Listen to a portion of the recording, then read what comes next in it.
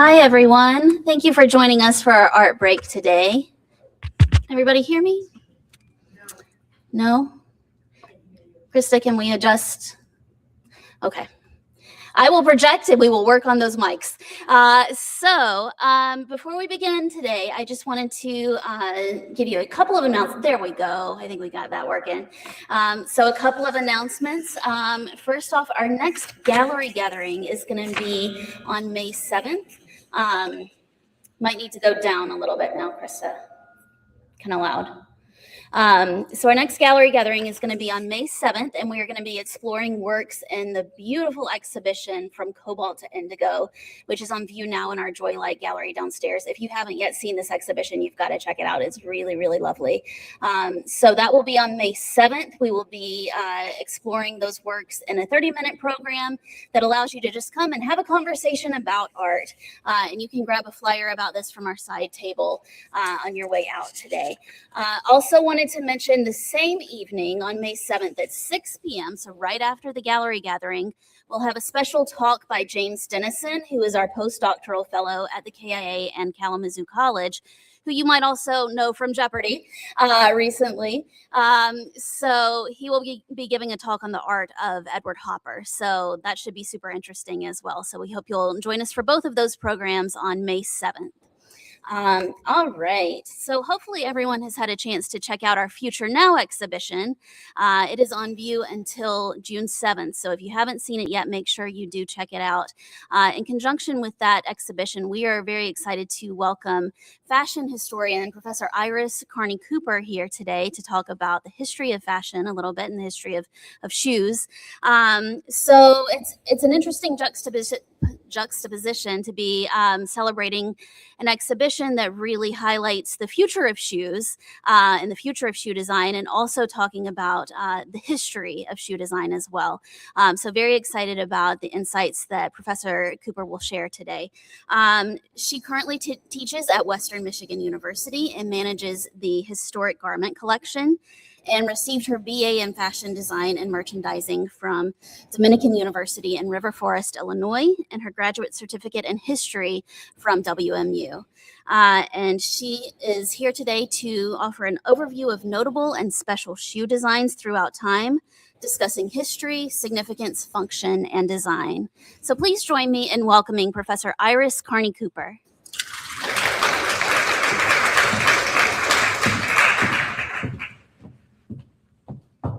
Hi, thank you so much. I'm Iris Carney Cooper, and can you hear me okay? No? Okay. I can also project until we got it. Test, nothing. Okay.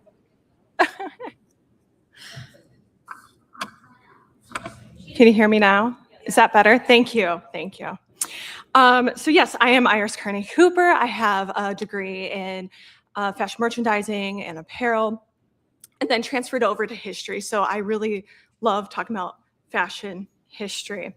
And as we go through our presentation today too, I just want to say I've just kind of cherry picked of what I teach at Western. There's a large overview, a ton of history that goes into fashion and in shoes, but I try to pick out some fun pictures for us to look at as well. I do want to add too, this is kind of very fun for me because it's full circle. I worked at a shoe store in college, so to go from a saleswoman to now presenting about shoes, just shows you that life is beautiful and cyclical and all of that. So before we actually get into the history of shoes, I kind of want to talk about the relationship of the foot and the shoe, right? Because it serves a purpose. Right? There's a lot that goes on with the foot itself. There's lots of bones, there's tendons, there's nerves. So as beings, we need to be able to protect our feet, right? There's certain functions, there's aspects of health, especially as we age or if we have different disabilities, to be able to move through the world with our shoe, right? It becomes a tool. So that's health, but also it could signify wealth. Right? The quality of your shoe, or if it's a designer shoe nowadays that we look at these very high fashion applications, it can show off your wealth. What do you have access to? I kind of mentioned function already. For my students, I also like to mention for function with fashion, you have limitations. We need limitations for what is the shoe actually doing, right? You can have nice, huge platform shoes. I often refer back to Lady Gaga's like meat dress. You're like, you can have a dress made out of extreme materials, but at the end of the day, what is it doing, right? We have our own limitations for function. So we'll discuss that, especially when it comes to sportswear and how shoe can support that function. And then finally, fashion. Shoes are just fun. They're fun to show off, right? It's a source of expression. And so we see a lot of that throughout history as well. I do want to add, as far as feet go, before we leave feet behind, and we can talk about the limitations of the feet as well, but there's certain sacredness that goes into feet that we see in different applications, like the washing of the feet, to show humility or dedication to someone, or, it shows that you have places to go, things to do, maybe a job, a certain thing. It's a signifier of what you are doing out into the world, but also the absence of shoes can be important signifier as well. No shoes, no shirt, no service, or barefoot and pregnant. This kind of tells a story. So yeah. As we talk about limitations, I do want to point out materials and resources, especially with the early history. There's, when you think about these groups of where they may have sourced their materials to make their shoe, what was existing, and were they able to move beyond the area that they were in? Is this a signifier of trade, of, interaction with other peoples? So we do look at that. You can find locations because we know these truths within the historical realm. Another indicator of historical styles that we're looking at, skill. What skills were available in that region, in that community, and how much can they build out? How much design is going into it, right? How much artistry is happening within the shoe itself? And then finally, limitations with sizes and widths. As we march through history, there's different styles that we look at that you're like, why? Why are we wearing this? And I'm sure in your own experience as a consumer, you're going, I need a wider shoe, or I need a different type of design. So that's just something that I'd like to point out. And my professional opinion, same thing with fashion sizes as well. It's kind of made up. You're like, sure, I'm a size 9, and there is a whole history of the different measurements and such, but it's kind of built by our current society is what I'm trying to say. But your actual foot versus the actual shoe, there's a natural difference, and not every shoe is going to fit every person, right? So moving on, I'd like to talk about our oldest type of shoe, the sandal. Right? And the sandals are great because, especially with examples like this, when you look way back into history, we're talking about BC here, right? Ancient civilizations. Textiles don't want to survive. They're organic materials. If you're looking at like linens, cottons, leathers, all that sort of thing, unless if there is some kind of extreme preservation, they're not going to exist. So there's not a ton of extant garments that we see, but we do see a lot of shoes. We see a lot of jewelry because they're made of metal, right? Or maybe made of different materials that aren't decomposing. Or they're stored very carefully away in burial tombs or in caves or places that aren't touched by the natural elements throughout time. So when we're talking about this very ancient fashion, sandals, great place to start. So, sandals are great. They protect the soles. They allow for airflow, especially in very warm climates. There's many different styles that have come through and different names of sandals, like gladiator sandals or, strappy sandals, that sort of thing. But sandals, they just toe, pun, the line of being barefoot and having a shoe, right? So then you also have that kind of, is it dirty, is it not? This foot situation. But nevertheless, there's evidence of sandals from early civilizations from all over the globe. This is kind of a universal shoe foot experience that we see.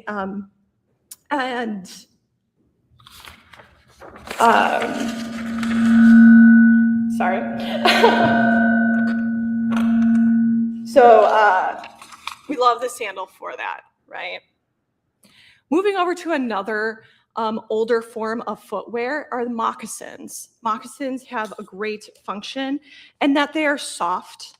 They are made from animal skins typically, and there's a range of animals that can be made into moccasins that change their purpose, right? Of what were the hunting needs, what were the weather needs, remembering that, especially for Americas, I think we see this as an indicator for our early colonial history and in interaction between this Western, British, French fashion with early colonies, that it wasn't all just on the East Coast, right? We have examples throughout the whole continents. So you do see different resources for different climates, different motifs, especially as you get into those very highly skilled designs that are just gorgeous and a statement shoe. So these are well known now for being comfortable, for being easy. You just have your moccasins on. They're kind of a slipper or a house shoe, or you can go out. So it's a really nice casual look that's very, very old. Again, like the sandal. So next up we have the Krakow, or also known as a poulain. I don't know if anyone's familiar with this, but this is a medieval type shoe. This is a style that you should be thinking of like 13th, 14th, 15th centuries. And it became a prominent style because fashion tends to move with marriage, especially in these older, courts. That's where you get all your information exchanged of what did you wear to the wedding? What are you wearing in the court of? So we see a lot of exchange of fashion information that kind of starts that wheel of fashion during this time period. So we see different versions of the pointed toe earlier than the medieval period, but when we get to those Middle Ages, we have the marriage of Queen Anne Bohemia in 1394 to Richard II. And with that, you have these really long pointed toe shoes become popular. The name, there's variations on the spelling, poulain for Poland or Krakow, so that's where the name comes from. But this long pointed toe is an indicator of wealth, because if you can't walk, you can't work. So if you are a peasant working in the fields, you can't have this pointed toe. So it's a sign that you are nobility or you're part of the aristocracy. Of course, people love to push that line. They're like, yeah, I can dress higher than my station. But this is where you see extreme styles come through, stuffing the toes or even tying the tips of them up so that they hang. And the church hates it. You see sumptuary laws regulate it, oh gosh, you're not connected to the church if you're wearing fashionable styles, which, by the way, some of the best historical records we have on fashion are because of the descent with church. Excuse me. I'm gonna grab this. I think this is what's causing it. Okay, thank you.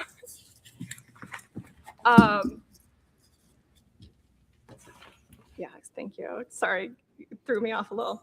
Anyway, so with these class distinctions, this is another way that when you're looking at art history and you're looking in different portraiture and stuff like that, you can see the pointed toe that might indicate someone more of fashion, someone who's maybe not a part of the church, because, you would have more,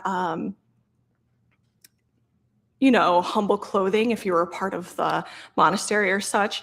But also for women, sometimes you only see a little tiny triangle hanging out because we don't have these garments, we don't have a lot of information besides these portraits. You can't look under the skirts. You can't see what's behind the skirts. So we just see this little tiny indication of they're wearing poulaines by the point that's hanging out from the bottom of their shoe.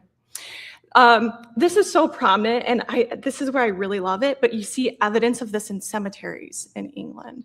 There's a study conducted of, they were able to tell that this cemetery was of a lower class because they had normal feet, and that this cemetery was of a higher class because of the deformities caused by wearing these pointed-toed shoes. So I'm sure we've all looked at pointed-toed shoes. This is still a common problem. And so I think it's just kind of delightful it's been a problem for quite a long time that people are willing to change their feet, their anatomy for fashion. So. On that note too, another example of changing the shape of the foot for fashion or for a purpose, it would be lotus shoes. This is a Chinese tradition where you have foot binding practices. It starts at a very young age. It could be quite painful. It could denote social class because once again, if you can't walk, you can't work. Or it might change the type of work. You might be spinning, you might be sewing, you might be working with textiles. So these are great examples of very fine textiles and artistry. So the tradition lost prominence in the 20th century after many, many years of practice. And so we do see some examples here from the 19th century and such.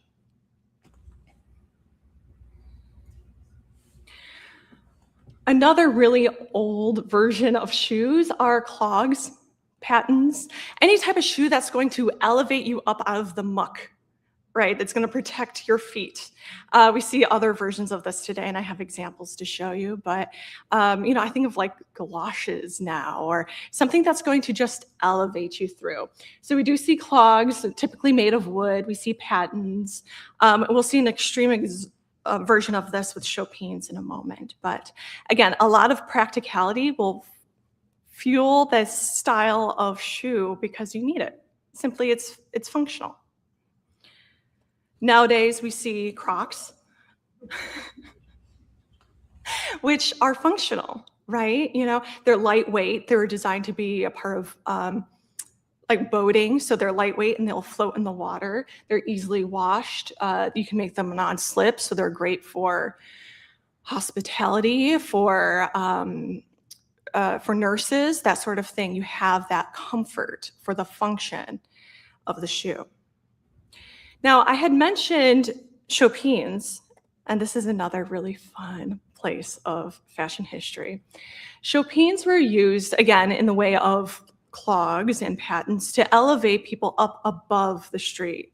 They were typically worn by courtesans, especially in Italy, to, again, keep them up off of the roads. If you think about plumbing, think about animals being used. But in elevating them that high, you are literally elevating everybody to be above. It's creating a very visual cue of what that person is and what they do. Another great part about this is if you see the gold detailing, the fringe, it's made of silk or a velvet. This is supposed to be a dirty shoe. This is supposed to get you through the streets. And to have this type of artistry and gorgeousness into a shoe that's supposed to get muddy and dirty, again, shows that maybe this is disposable wealth. Like, I don't need that gold that's on my gross shoes. So that's a great indicator. Here's another example of those chopines. So again, you have that height. These are a few examples, are probably a couple inches high, maybe 4 or 5. Some reached 20 inches, very, very high. These women would need assistance walking. Oh goodness, I'm forgetting who the quote of it, but there is like an observer who was like, what am I seeing here? There are women on stilts like walking past me. It's like these creatures, these women who are so high above us all, so very, very fun to see chopines. Another version of this that I'd like to connect, especially for my students, is how are you using wood to serve a purpose in a shoe? And so this is where you also see platforms come through. With platforms, we see a resurgence in the 30s and 1940s because of the Great Depression and the rationing that's going on with World War II. If you used up your rationing of 2 shoes and you need to reduce all usage of leather and rubber for the war effort, what is left, right? So where is this ingenuity going to come through for design to extend the life of your shoes? So this is where we see, height added to the bottom of a shoe. You see wood, you see cork, and again, because it's going to take a while to wear down. You don't have the resources, you need time, so we have a lot of this come through, especially in occupied France. We see a great resurgence of this with the 1960s and 1970s style. During that time, a lot of political strife, a lot of cultural change, but going back to a lot of nostalgic looks. You know, there's a return to other times of society where you're pulling styles from. You know, and also they're fun to dance in. You know, you got disco, you've got this great way to show height and show off your bell bottoms. So that's where we see that resurgence with the 70s, particularly with men too. That's a brand new, not brand new, but a revisited topic that we hadn't seen in a very long time. So I'd like to transition over now to high heels, which is usually pretty exciting, right? We love a good shoe. So high heels were first worn by men, which tends to surprise people, and should not, but then also adopted by women afterwards.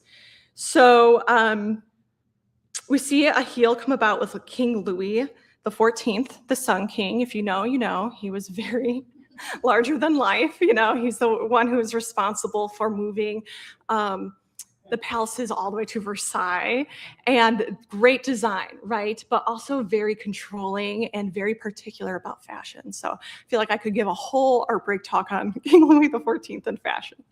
But I love this portrait because not only are we flaunting all of these symbols of France with the fleur-de-lis, the ermine, the well-turned calf that's showing off his athleticism, the falling band, the ruff around his neck, we also see the talon rouge, which is the red heel. So this is a very strong social signifier of status. That red heel, again, controlled by sumptuary laws and such, is an indicator of that status. So there's another place that we see red heels in a modern sense, which is Christian Louboutin, where whenever I tell this to students, they get so excited. They're like, oh, the red bottoms, the red heels. Yes, but no. Louboutin wasn't directly influenced by King Louis XIV, but we cannot deny the connection that comes with having red, that pop of color underneath a shoe. And while I'm here talking about high heels, I'd like to talk about that stiletto form. There's a great innovation that happens when in the 1950s you have this development of a higher heel. If you think about the heel itself, it can only handle how there's a sense of physics that's going on, right? You have to balance that weight, and can the wearer comfortably wear it? I feel like most people would say no, you cannot comfortably wear stilettos, but the technology comes in a steel rod that allows for that higher height. This really complements the styles of that time, of the 1950s. You have the continuation of Dior's new look, which is the very wide skirts or like the pencil skirts, very Mad Men for those who are fans, as we're transitioning into like the 1960s Balenciaga kind of trapeze style. So it creates a brand new silhouette for women. It heightens that like feminine form, changes the posture, flexes the calves. So that in itself is a huge development and sign of innovation and design for high heels. So the other images that I chose because they have buckles. I swear this all makes sense. And I'd like to go back, and do you see his buckles too? Yeah, they're good. So as we move into the 18th century and we're looking at buckles, buckles are great because you can add them or remove them to any pair of shoe. So you get a lot of fashion turnover that's happening here. For context, we're also seeing a lot of Marie Antoinette, this high fashion, probably the most disposable fashion to this time, up until the Revolution. So buckles on top are great, again, because they're shiny, they're pretty, we like them. But then too, like I said, they're easily removed, and you don't have to commit to just one pair. You can move them around. You might see simpler versions of this as well. If you think about, again, early American colonial styles of like pilgrims, wearing the buckles on their shoes, the buckles on their hats, but it's much more simple, right? And that's intentionally so, according with laws of their worship and such. So, really pretty heels. So we see all these different silk, you see these different designs, you see the brocades, remembering that we're not quite at the height of the Industrial Revolution. So if you think about the time and mastery that goes into making these heels, it's really quite astonishing. And here's my buckle montage. You see all the different shininess. Here's another look that I'm going to sit on for a second, because once again, you're using gold on your shoes.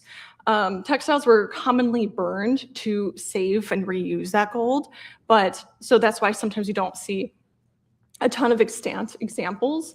But this, I think, is just an excellent example of what shoes were like in the 1700s. Excuse me.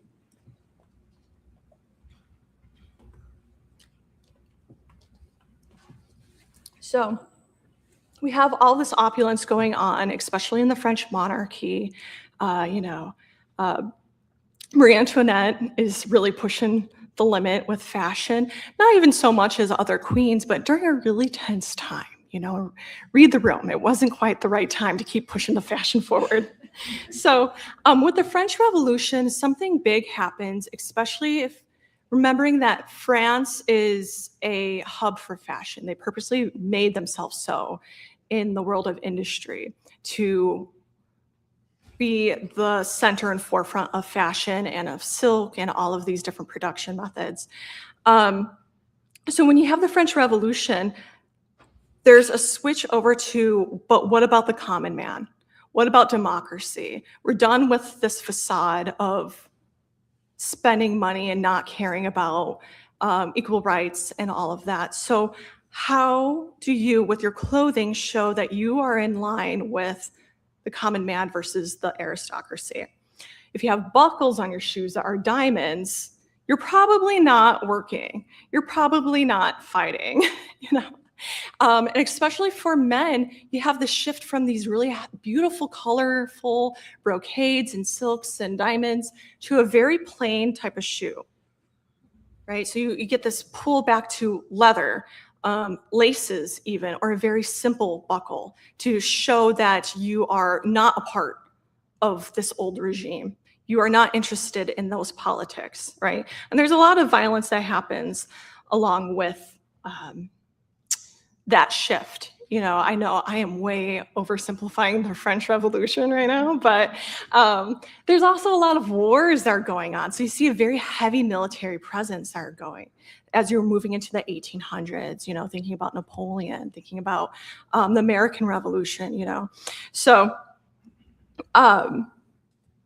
this is kind of where we land for boots. You see all different types of designs come through. Jack boots, cowboy boots, that also kind of have that stacked heel, that have that design, that function to be able to ride, or that protection in war to be able to keep your feet clean and cared for.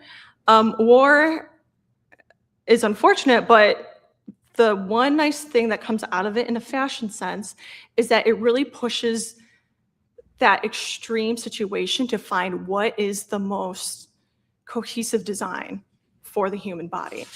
We see this especially in the Civil War for standardizing men's uniforms of how do we fit the human body? How do we, and you see that extended through to today, especially with advancement of new materials and technology and such. With boots, I'm skipping around a little bit here too, but we see this really strongly with, again, World War I, World War II, where you have whole generations of men who are constantly wearing the same issued garments and shoes.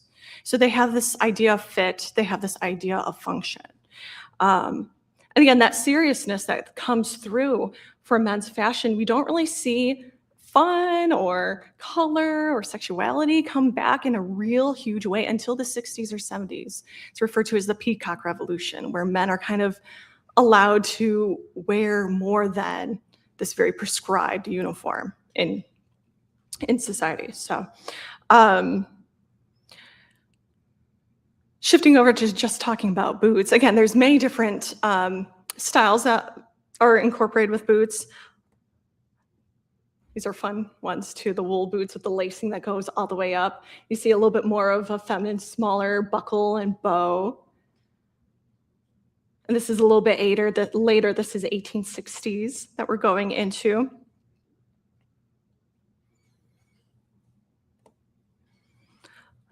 Another fantastic silhouette.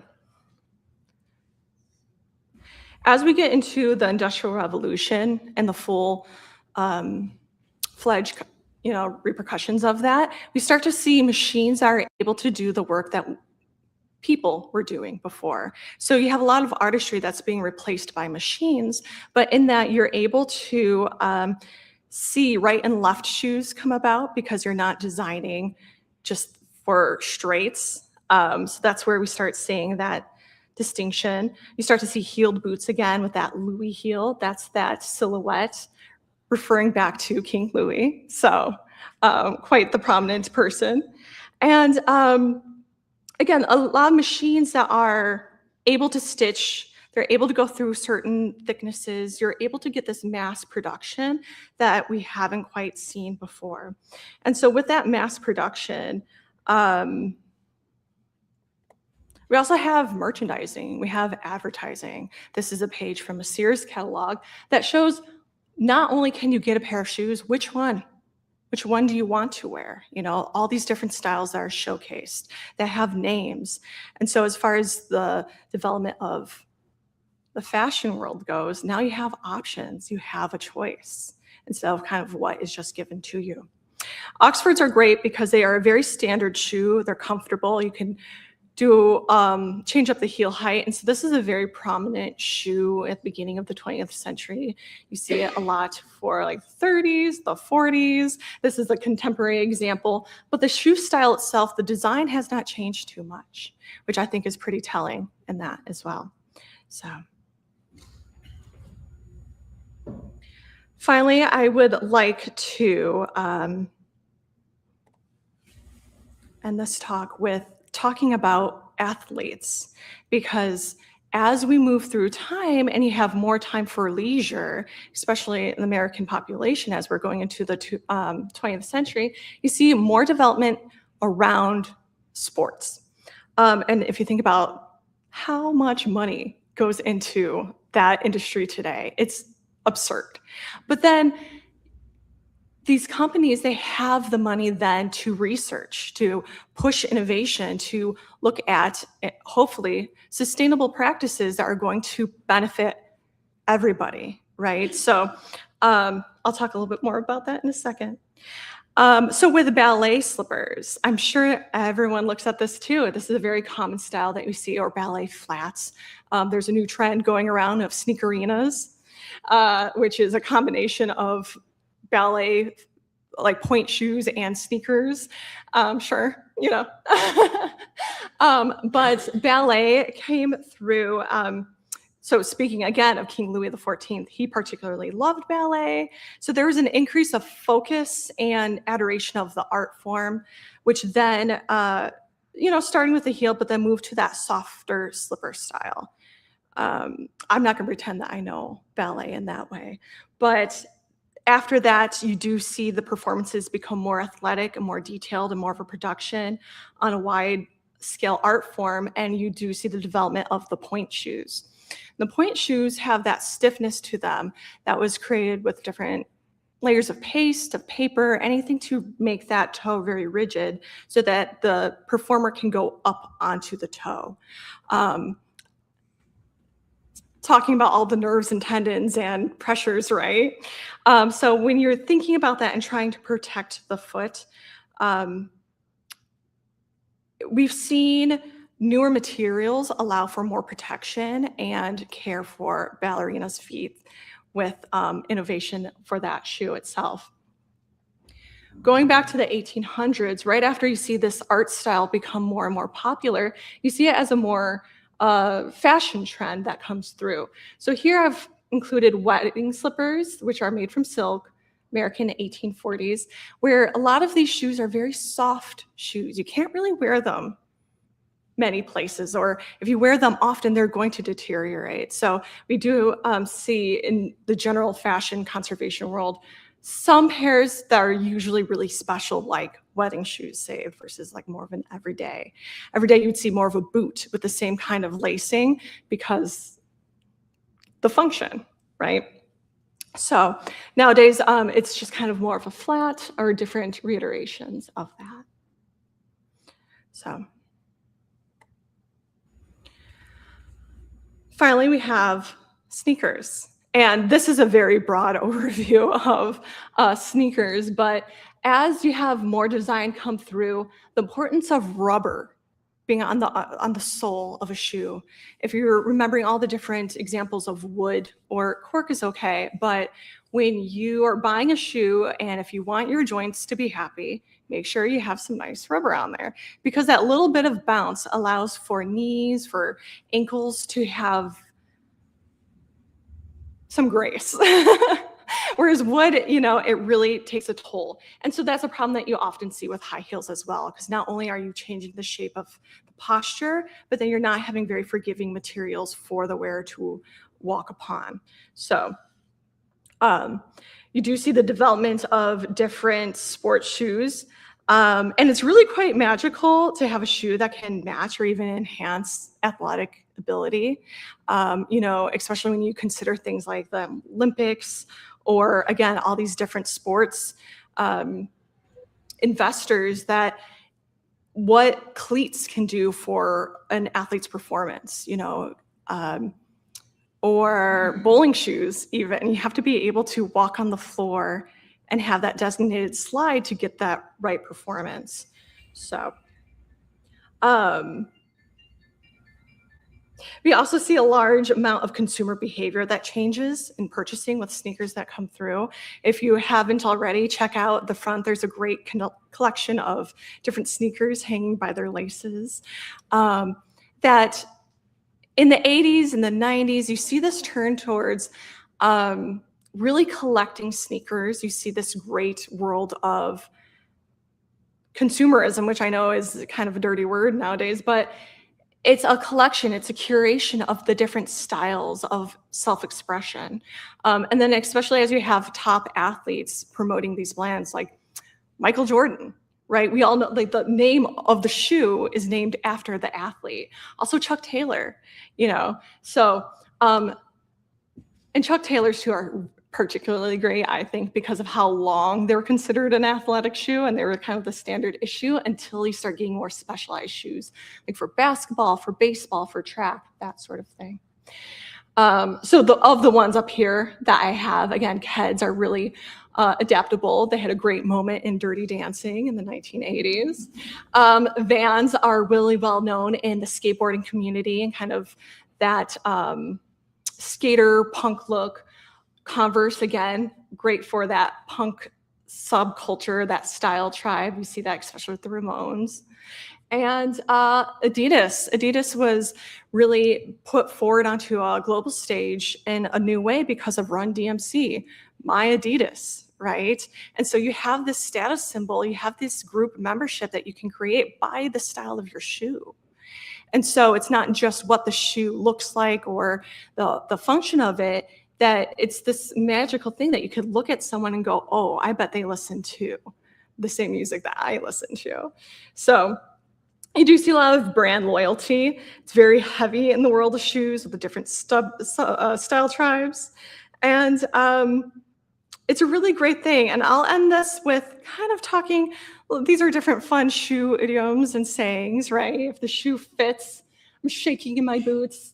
When the other shoe drops, big shoes to fill, got cold feet, walk a mile in someone else's shoes. All of this is kind of a great way to describe feelings because we all wear shoes. We all have feet, or we all have feet problems. So it's a very universal thing, right? So I would like to end with a point that I like to start my history classes with is if you know shoes and you can read them and you can see their function and their fashion and where they're kind of placed and how they connect to history, you can learn a lot about a person themselves. Where are they going? Where did they just come from? Or like, are they clean? Are they dirty? You can kind of guess their social economic status as well.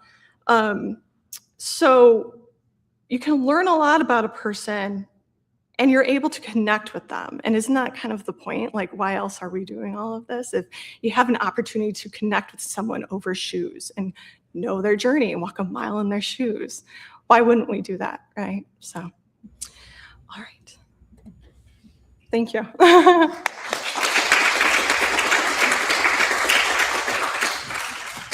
Questions? Yes, go ahead. Yes. Okay, I was wondering what shoes you were wearing today. So the question is, she's wondering what shoes I am wearing. I am wearing Betsy Johnson.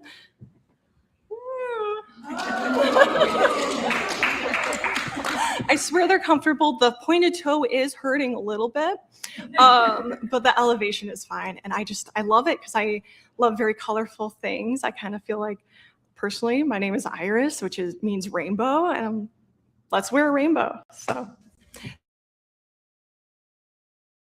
thank you for that. You were calling them sneakers. I grew up calling them tennis shoes. Sure. Where did that name, were they originally worn by people only playing tennis? I still call them tennis shoes. Yeah. So the question was, I was referring to them, the athletic shoes as sneakers, but there's other names for them like tennis shoes, gym shoes. That's kind of a regional thing of depending on where it is. I'm sure there's a map of exactly who says what. But yeah, tennis shoes, because tennis was so popular the first half of the 20th century, it was a very acceptable sport to play for both genders, so that you do see more of that athletic shoe be built up. I'm thinking more like 20s and 30s. That's where it would have been really strong, but continuing on. So yeah, that's a great question. Thanks. No. In the back there. I was fascinated by spats. How did that come to be? Spats. So spats are kind of that cover over the shoe. Again, that's the idea to like protect a shoe.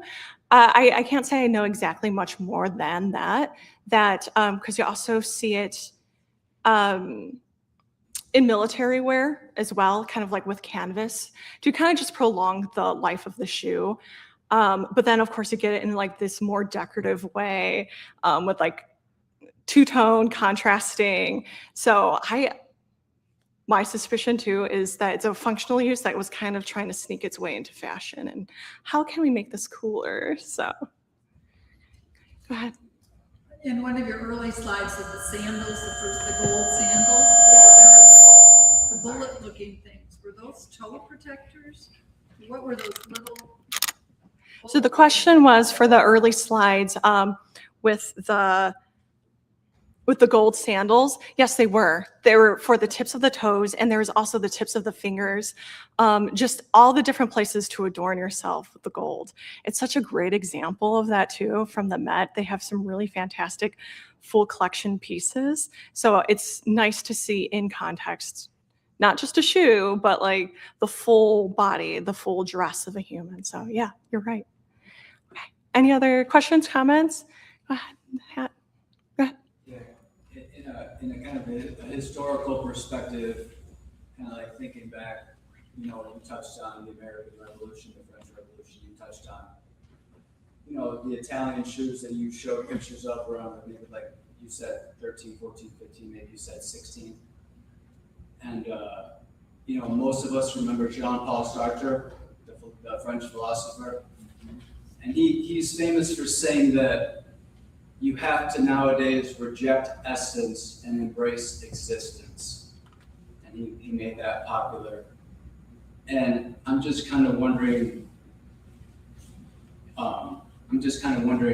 where you feel shoes nowadays are. Do you feel that shoes nowadays are more like the essence of the shoe, or you feel like we have to embrace the thing of the shoe?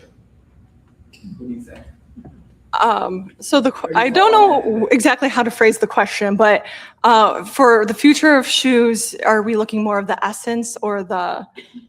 Okay, so I think, and this is pulling not even from my historical point of view, but from my saleswoman point of view from quite a few years ago, is that it's almost too divided, that you either have the function or you have the fashion. And you tend to have to sacrifice something, which is a little bit unnecessary, I think. It's a little bit boring. Can't we design something that incorporates both?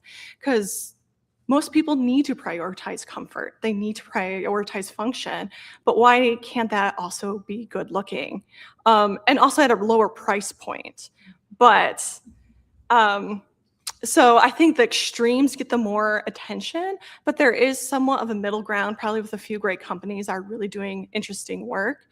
I'm excited to see where a lot of sustainable and technology goes in the way of different materials besides just like polyesters, but there's like mushroom leather being developed that you can have a very functional shoe that's sustainable, that looks beautiful. So, because that's another thing too, unless if you're getting to this high end, this very designer shoe, depending on how much you wear it, a very pretty shoe is not going to last very long. I can't wear these in the rain, you know, all the rhinestones are going to fall right off. So I don't really know how to answer your question, but that's how I'd like to respond. Go ahead. I guess kind of like piggybacking Sure. on that to say there's probably not a choice either or, because we like our beauty, we like the essence of it.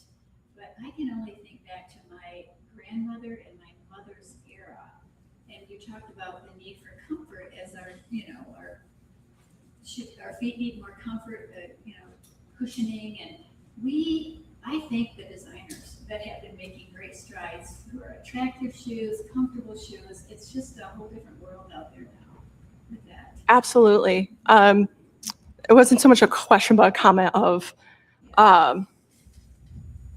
developing comfortable, beautiful shoes. Because again, you have more resources, but then also I'd like to add more ways to access that information versus just going to the local shoe store or maybe a department store where it's an all-encompassing experience.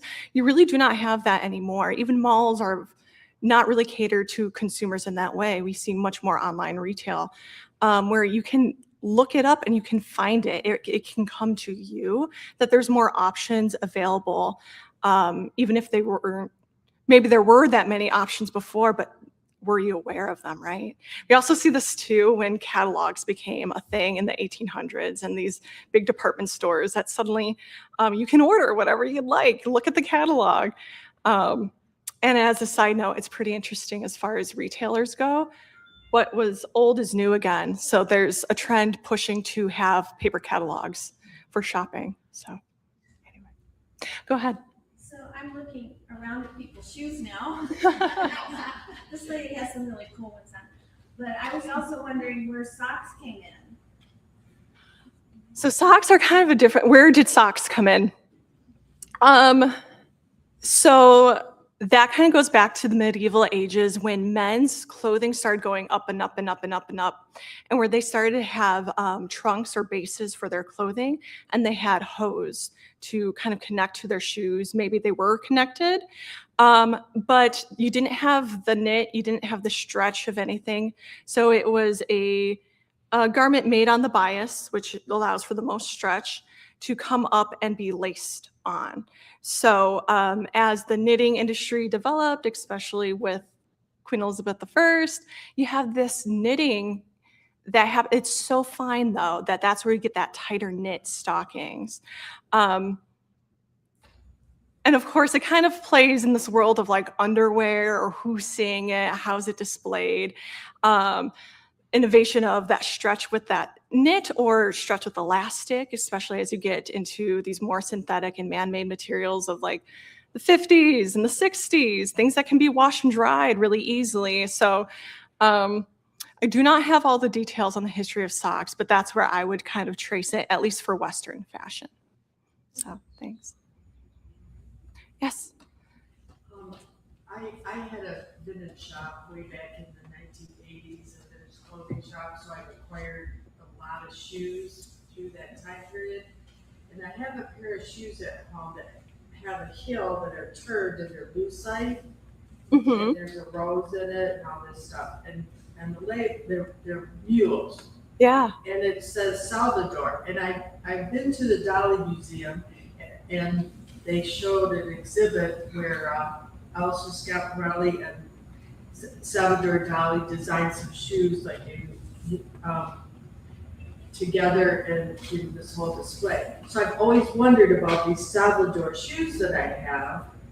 Have you ever heard of that brand? I mean, can't imagine that he would go into the shoe business, have his own label of shoe.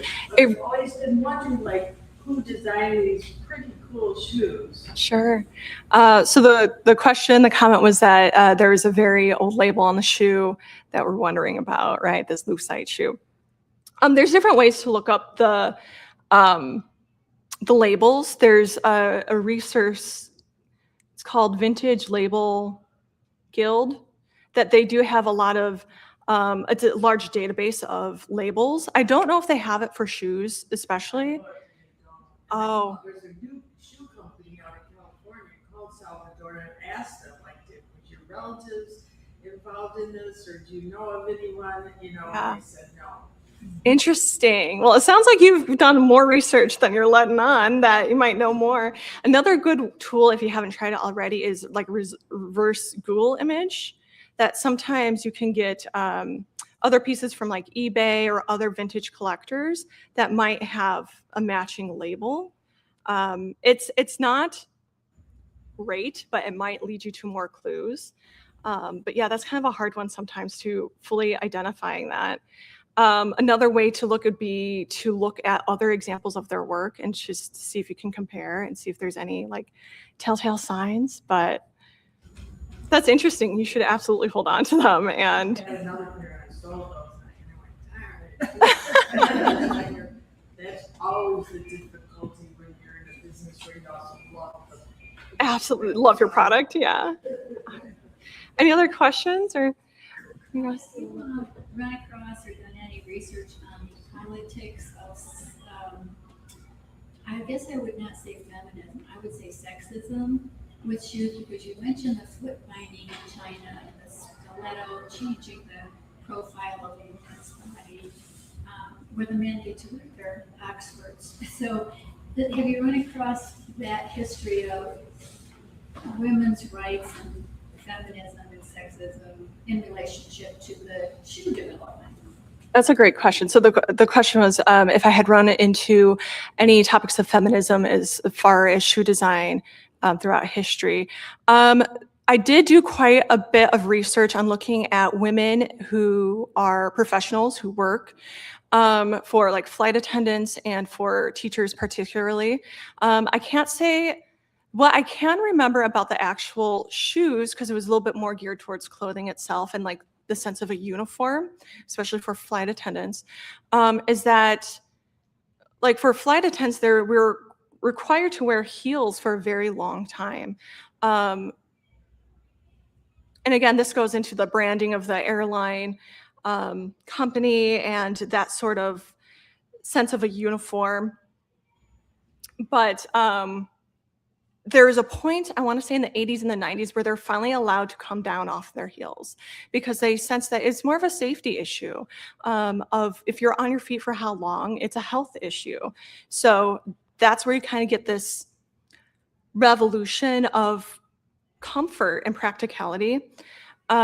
There's other examples of that too. I think more of like in the 1800s when you do see that feminist movement come through. That's a little bit more like crinoline. Crinoline is a great feminist piece of garment because it allowed the wearer to move. You know, they're not held down by all these petticoats. So to have one very large skirt, I think about like Gone with the Wind and such like that, it's for safety. It allows them to move. You also see a lot of it in terms of if the women are working or not.